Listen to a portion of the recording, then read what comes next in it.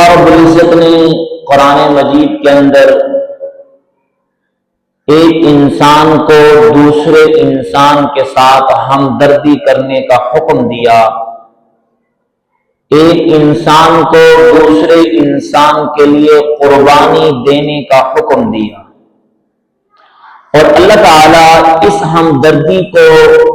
اس قربانی کو، اس ایثار کو کتنا پسند کرتے ہیں۔ ہم جب قرآن پاک کا مطالعہ کرتے ہیں تو ہمیں یہ بات بہت ہی خوبصورت انداز میں یوں سمجھ آتی ہے کہ قرآن مجید کی ایک سورت ہے جس کا نام سورۃ النمل ہے۔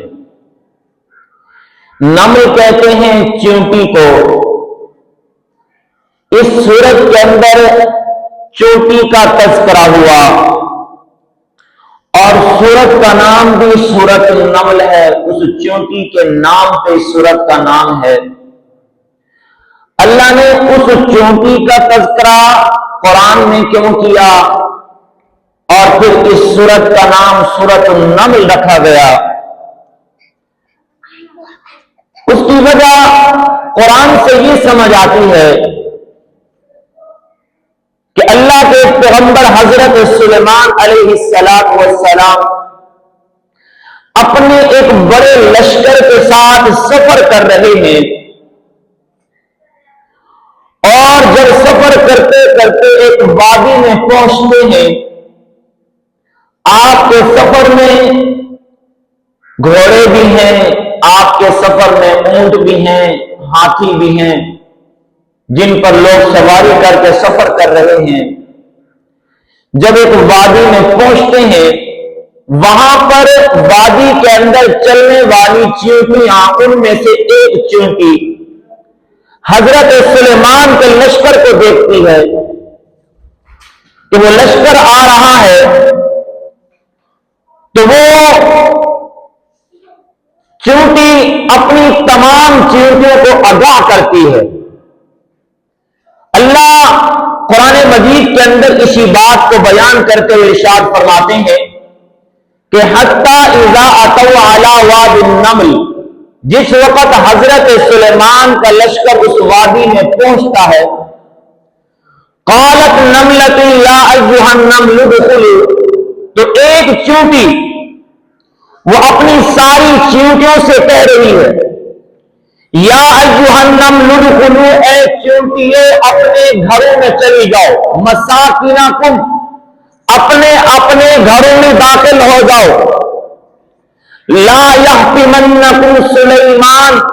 وجنودہ وہم لا یشعرون، کہیں ایسا نہ ہو کہ سلیمان علیہ السلام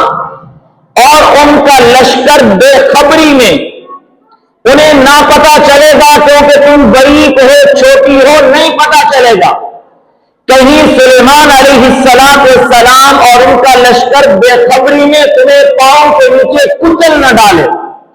تمہیں پاؤں کے نیچے روند نہ ڈالے، لہذا تم جلدی سے اپنے گھروں میں داخل ہو جاؤ۔ یہ چیونٹی اپنی دوسری چیونٹیوں کو کیوں اعلان کر رہی ہے؟ اس لیے کہ اس چیونٹی کے دل میں اپنی دوسری چیونٹیوں کے لیے ایک ہمدردی پیدا ہوئی، ایک احساس پیدا ہوا کہ ان کو تکلیف نہ پہنچے، وہ ماری نہ جائیں، وہ پاؤں کے نیچے روندی نہ جائیں۔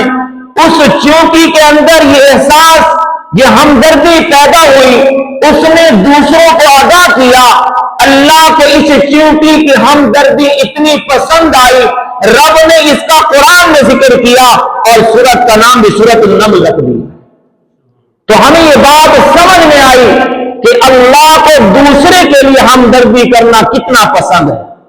اللہ کتنا اس بات کو پسند کرتے ہیں کہ میری مخلوق دوسرے کے ساتھ ہمدردی کرے۔ جب ہم اس بات کو اپنے نبی علیہ السلام کی سیرت میں دیکھتے ہیں تو ہمیں بڑی عجیب باتیں پیش آتی ہیں۔ حضور کی سیرت کے اندر بے مثال قربانیاں ایسی نظر آتی ہیں جو حضور اپنی امت کے لیے پیش کر رہے ہیں۔ حضور انسانی ہمدردی کے لیے، حضور انسانی ایثار کے لیے پیش کر رہے ہیں۔ حضرت سہل بن سعد رضی اللہ تعالیٰ عنہ کہتے ہیں ہم حضور علیہ السلام کے ساتھ بیٹھے ہیں، حضور نے محفل لگائی ہوئی ہے، ایک عورت باہر سے آتی ہے، اس نے ایک چادر اٹھائی ہوئی ہے اور وہ چادر میرے نبی علیہ السلام کو بطور تحفہ اور ہدیہ کے پیش کرتی ہے اور کہتی ہے یا رسول اللہ یہ چادر میں نے اپنے ہاتھ سے بنی ہے، یہ میری طرف سے تحفہ، یہ میری طرف سے ہدیہ قبول فرما لیں۔ اور اتفاق یہ ہے صحابہ کہتے ہیں کہ اللہ کے نبی کو اس وقت چادر ضرورت بھی تھی، آپ کو ضرورت بھی تھی، لہذا اس نے تحفہ پیش کیا، میرے نبی نے تحفہ قبول کر لیا۔ اللہ کے نبی علیہ السلام کو چادر پسند آئی، آپ علیہ السلام گھر گئے اور اس چادر کو پہن کے پھر گھر میں مسجد میں تشریف لائے۔ ایک صحابی کہنے لگے یا رسول اللہ یہ جو آپ نے چادر پہنی ہوئی ہے یہ چادر بہت اچھی ہے، یہ چادر تو مجھے عطا فرما دو۔ میرے محبوب اٹھے، گھر تشریف لے گئے، حضور علیہ السلام اس چادر کو اتار کر واپس مسجد میں آئے، آپ نے وہ چادر اس صحابی کو دے دی جس نے حضور سے وہ چادر مانگی، جس کو پسند آ گئی تھی،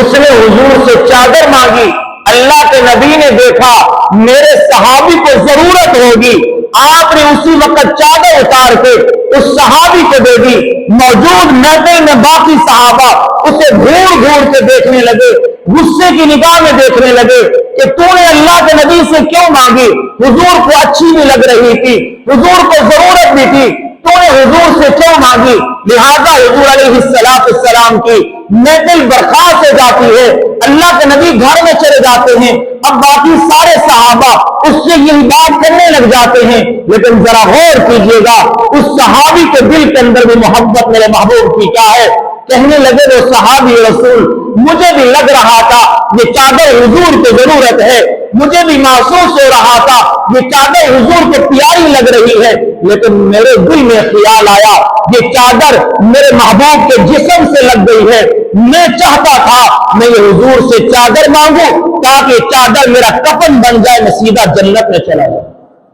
مانگنے والے کا انداز کچھ اور ہے، مانگنے والے کے دل میں محبت کچھ اور ہے، لیکن میں اپنے نبی کا اثار دیکھوں، مانگنے والا آتا ہے حضور فوراً عطا فرما دیتے ہیں کہ میرے صحابی کو ضرورت ہے۔ اگر میں اسی بات کو کہ صحابہ ایثار اور ہمدردی کو صحابہ کے اندر دیکھوں، بے مثال قربانیاں ملتی ہیں صحابہ کے دل میں، صحابہ نے اپنے دوسرے ساتھیوں کے لیے، اپنے دوسرے مسلمان بھائیوں کے لیے کہاں تک قربانیاں پیش کی۔ حدیث میں آتا ہے محبوب علیہ السلام کے پاس مہمان آئے جو کہ مسافر تھے، اللہ کے نبی علیہ السلام نے گھر میں پتہ کروایا مہمان آئے ہوئے ہیں، ان کے لیے کھانا پیش کیا جائے۔ گھر میں معلوم کیا گیا میرے محبوب کے گھر کے اندر کھانا نہیں تھا، حضور کے گھر میں کھانا نہیں تھا۔ آپ نے دیکھا مہمانوں کو تو کھانا کھلانا ہے، آپ نے صحابہ میں اعلان کیا آج میرے مہمانوں کی مہمان نوازی کون کرے گا؟ حضرت ابو طلحہ انصاری کھڑے ہو گئے، یا رسول اللہ میں مہمان نوازی کروں گا، میں ان کو لے جاتا ہوں، وہ بھوکے ہیں، وہ پیاسے مسافر ہیں، میں کھانا بھی دوں گا، پانی بھی پلاؤں گا، میں لے جاتا ہوں۔ محبوب نے فرمایا لے جاؤ۔ حضرت ابو طلحہ انصاری ان مہمانوں کو ساتھ لے جاتے ہیں، گھر میں جاتے ہیں اور آپ جا کر اپنی زوجہ سے پوچھتے ہیں، اپنی بیوی سے پوچھتے ہیں اللہ کے نبی کے مہمان ہیں، میں گھر میں لے کر آیا ہوں، بھوکے بھی ہیں پیاسے بھی ہیں، کیا گھر میں کوئی کھانا ہے؟ بیوی کہتی ہے صرف اتنا کھانا ہے جو بچوں کی ضرورت ہوگی پوری، میرے اور آپ کے لیے بھی نہیں ہے کھانا، میرے اور آپ کے لیے بھی نہیں ہے، صرف اتنا ہے جس سے بچوں کی بھوک ہوگی پوری ہوگی۔ حضرت ابو طلحہ انصاری نے فرمایا اپنی زوجہ سے آج ہمارے پاس حضور کے مہمان آئے، آج بچوں کو بھوکا سلا دو، آج حضور کے مہمانوں کو ہم کھانا کھلائیں گے، آج ان کی خدمت کریں گے۔ لہذا بچوں کو زوجہ نے بھوکا سلا دیا، مہمان گھر میں آ گئے، اور حضرت ابو طلحہ انصاری اپنی بیوی سے فرما رہے ہیں کہ جس وقت مہمانوں کے سامنے کھانا رکھا جائے میں بھی ساتھ بیٹھوں گا، لہذا آپ نے دیے کو سیٹ کرنے کے بہانے سے بجھا دینا ہے، میں اندھیرے کے اندر منہ چباتا رہوں گا، مہمان شرمندہ نہیں ہوں گے، پیٹ بھر کے کھانا کھا لیں گے تاکہ رات ان کو سکون کی نیند آ جائے، ان کی رات سکون کی گزر جائے۔ لہذا ایسا معاملہ کیا جاتا ہے، کھانا پیش کیا جاتا ہے اور بیوی دیا کو صحیح کرنے کے بہانے سے بجھا دیتی ہے، اندھیرا ہے، حضرت ابو طلحہ انصاری خالی منہ چبا رہے ہیں کہیں مہمان شرمندہ نہ ہو کہ ہم اکیلے بیٹھ کے کھا رہے ہیں۔ مہمان کھانا کھا لیتے ہیں، مہمانوں کو رات گھر میں سلا دیتے ہیں، صبح ہوتی ہے، مسجد نبوی کے اندر نماز پڑھی جاتے ہیں، میرے محبوب علیہ السلام حضرت ابو طلحہ انصاری کو دیکھتے ہیں، آپ فرماتے ہیں ابو طلحہ آپ کے رات کے اشار کو رب بھی دے کے خوش ہو رہا تھا کہ میرا بندہ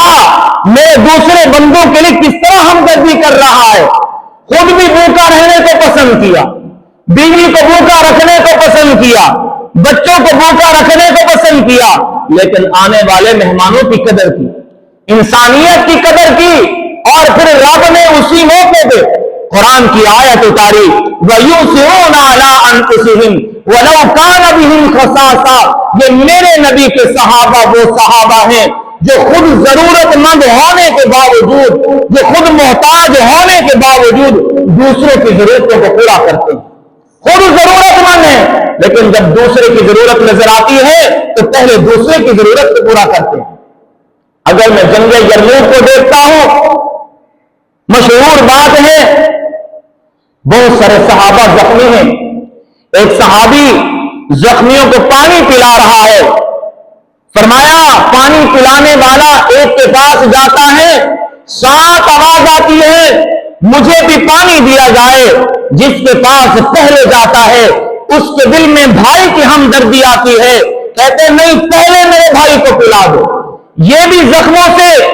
چورا چور ہے، پیاس کی شدت ہے لیکن بھائی کی ہمدردی ہے، کہتے پہلے میرے بھائی کو پلا دو۔ جب وہ پانی لے کے دوسرے کے پاس جاتا ہے، ساتھ آواز آتی ہے مجھے بھی پانی پلا دیا جائے، دوسرا بھائی تیسرے کی ہمدردی کرتا ہے، کہتے پہلے میرے بھائی کو پانی پلا دو۔ جب یہ پانی تیسرے کے پاس لے کر جاتا ہے، حدیث میں آتا ہے وہ اللہ کو پیارا ہو چکا ہوتا ہے، دوسرے کے پاس آتا ہے یہ بھی اللہ کو پیارا ہو چکا ہے، پہلے کے پاس آتا ہے یہ بھی اللہ کو پیارا ہو چکا ہے۔ یہ صحابہ میرے اور آپ کے لیے اثار کی مثالیں چھوڑ گئے ہیں، ایک دوسرے کی ہمدردی کے لیے جانیں دے دی، ایک دوسرے کے لیے جانیں دے دی۔